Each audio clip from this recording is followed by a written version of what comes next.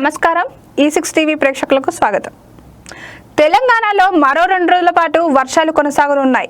ఇవాళ రేపు రాష్ట్రంలోని పలు ప్రాంతాల్లో మోస్తారు నుంచి భారీ వర్షాలు కురిసే అవకాశం ఉందని హైదరాబాద్ వాతావరణ కేంద్రం ప్రకటించింది.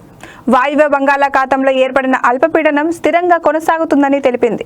దీనికి అనుబంధంగా సముద్ర మట్టానికి 7.6 కిలోమీటర్ల ఎత్తు వరకు ఉపరితల ఆవర్తనం విస్తరించి ఉందని వెల్లడించింది. మరోవైపు రుతుపవన ద్రోణి కూడా అల్పపీడనం కేంద్రం మీదుగా కొనసాగుతుండటంతో రాష్ట్రంలో వాతావరణ పరిస్థితులు మారుతున్నాయని పేర్కొంది. దీని ప్రభావంతో తెలంగాణ వ్యాప్తంగా మేఘావృతమైన వాతావరణం నెలకొనడంతో పాటు పలు ప్రాంతాల్లో ఉరుములు మెరుపులతో కూడిన వర్షాలు కురిసే అవకాశం ఉందని అధికారులు అంచనా వేస్తున్నారు. ముఖ్యంగా ఉత్తర తెలంగాణ జిల్లాలపై వర్షాల ప్రభావం ఎక్కువగా ఉండే అవకాశం ఉందని వాతావరణ శాఖ తెలిపింది. కొమరంభీం, ఆసిఫాబాద్, మంచిర్యాల, కరీంనగర్, పెద్దపల్లి, జయశంకర్ భూపాలపల్లి జిల్లాలో అక్కడక్కడ భారీ వర్షాలు కురిసే అవకాశం ఉండడంతో ఈ 5 జిల్లాలకు ఎల్లో అలర్ట్ జారీ చేశారు. వీటితో పాటు ఆదిలాబాద్, నిర్మల్, నిజామాబాద్, జగిత్యాల, రాజన్న సిరిసిల్ల, ములుగు, భద్రాద్రి కొత్తగూడెం, ఖమ్మం, మహబూబాబాద్, వరంగల్, హన్మకొండతో పాటు రంగారెడ్డి, హైదరాబాద్, మేడ్చల్, వికారాబాద్, సంగారెడ్డి, మెదక్, కామారెడ్డి జిల్లాల్లోనూ ఉరుములు మెరుపులతో కూడిన వర్షాలు కురిసే అవకాశం ఉందని వెల్లడించింది.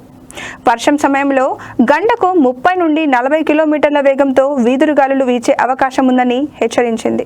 మంగళవారం కూడా రాష్ట్రంలోని దాదాపు 22 జిల్లాల్లో ఇదే తరహా వాతావరణ పరిస్థితులు కొనసాగుతున్నాయని వాతావరణ శాఖ అంచనా వేసింది.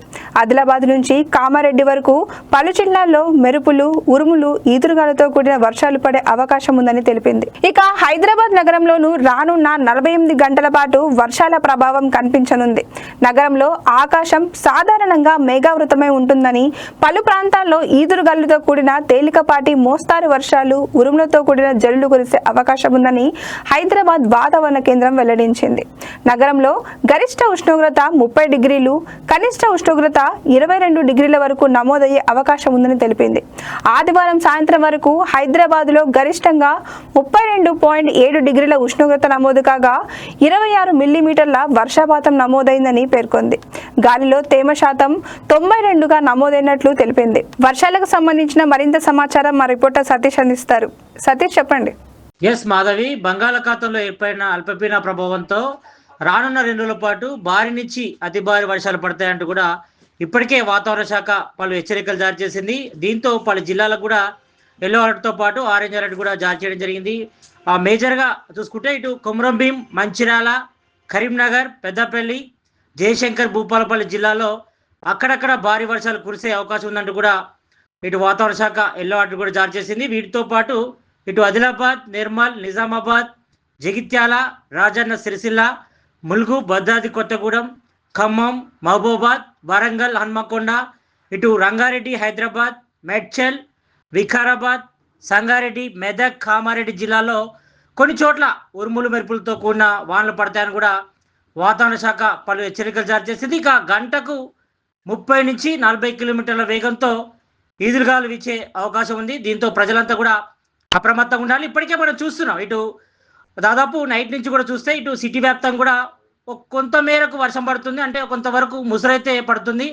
దీంతో ఇటు వాహనదారులతో పాటు ఉదయం వేళలో ఉద్యోగానికి వెళ్ళేవారు, అంటే ఇటు ప్రైవేట్ ఎంప్లాయీస్తో పాటు అదేవిధంగా పబ్లిక్ ట్రాన్స్పోర్ట్ సంబంధించి కూడా కొంతవరకు ఇబ్బంది కూడా తలెత్తుంది. అక్కడక్కడ కూడా ఇటు వర్షం నీరు నిలవడంతో అక్కడక్కడ కొంతవైపు రోడ్లపై వర్షం నీరు చేయడంతో ఇబ్బందులు కూడా తలెత్తున్నాయి. దీంతో ఇటు హైడ్రా టీంతో పాటు ఇటు మాన్సూన్ టీంలు కూడా రంగులో దిగి అక్కడికక్కడ వర్షాన్ని క్లియర్ చేసే ప్రయత్నం చేస్తున్నాయి. మరి ఇప్పటికే దాదాపుగా 2 రోజుల పాటు వర్షాలు ఉన్న నేపథ్యంలో ఇటు సిటీ పబ్లిక్ కూడా చాలా వరకు కూడా అప్రమత్తంగా ఉండాలి.